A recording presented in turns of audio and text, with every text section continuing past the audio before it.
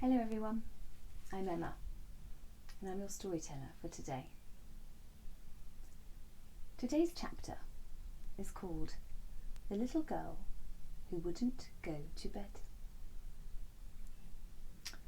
"Oh, come on, George," said Rufus.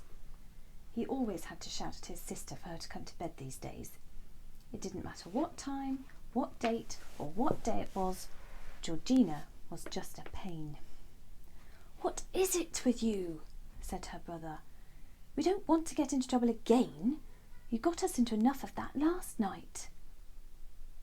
Rufus was referring to the loss of iPad time they had both suffered that afternoon, as punishment for still talking long after they should have been asleep the night before.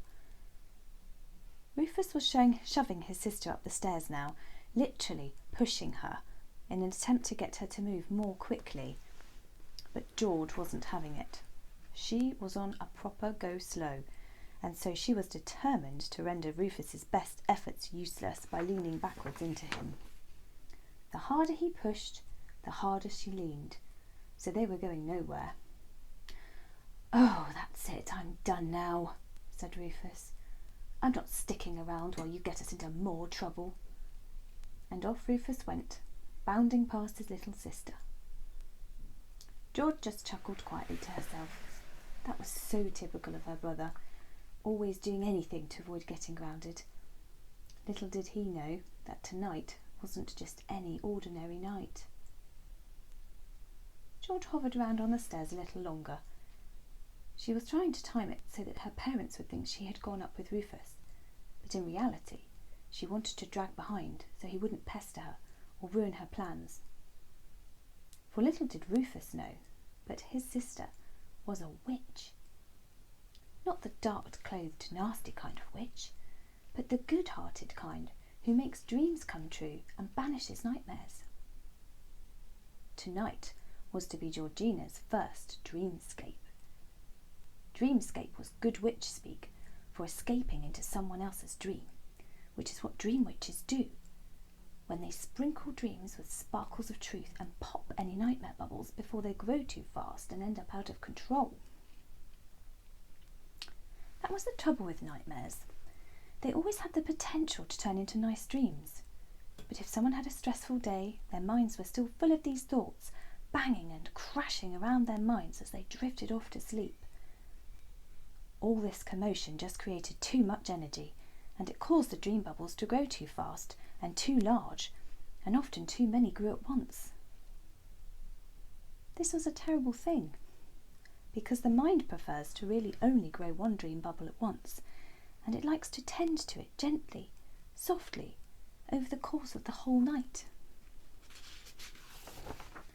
That's how the best dreams are made, little by little, bit by bit, as the dreams form like candy floss clouds floating around your mind.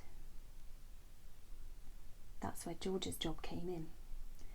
Adding just the right amount of sparkles of truth at just the right time can turn these clouds of dream floss into grains of truth, and if it's done just so, with just the right amount of love and care, the grains of truth become so strong and so powerful they are planted in your mind so that they are ready to grow.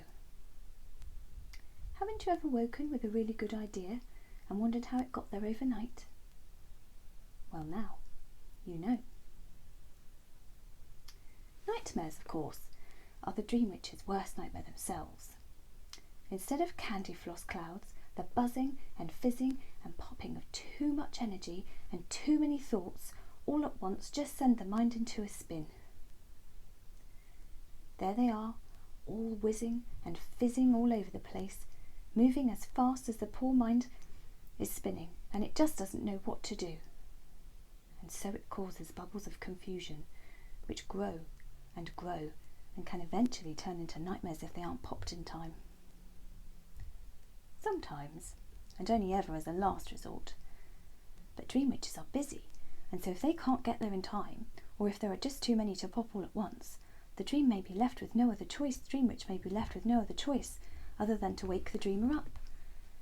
That's always the worst option though, as usually if you wake mid-nightmare you probably remember that instead, and a dream witch's job is to try and ensure you wake with as many good dream memories as possible. Sometimes, if you've had lots of little good dreams the whole night through, you won't remember anything at all. You see, that's the thing with dreams. Only the grains of truth in nightmares stay. It's a shame, really, thought George to herself, as they are the most common dreams of all, and with so many sleeping children and so few dream witches, a grain of truth may only happen once or twice. That's why it's always so important to write it down, thought George, remembering her Dream Witch Academy training. She was excited now, although just a little nervous, as she heard the click of Rufus's bedroom light as he went to sleep. Not long now, and she would be a fully fledged dream witch in her first ever dream escape. At least she wouldn't have to search far for her first dream. Newbie dream witches always use their siblings first, so it was just a matter of waiting for Rufus to drop off into a peaceful sleep. And that's the end of tonight's chapter. Night night. Sleep tight.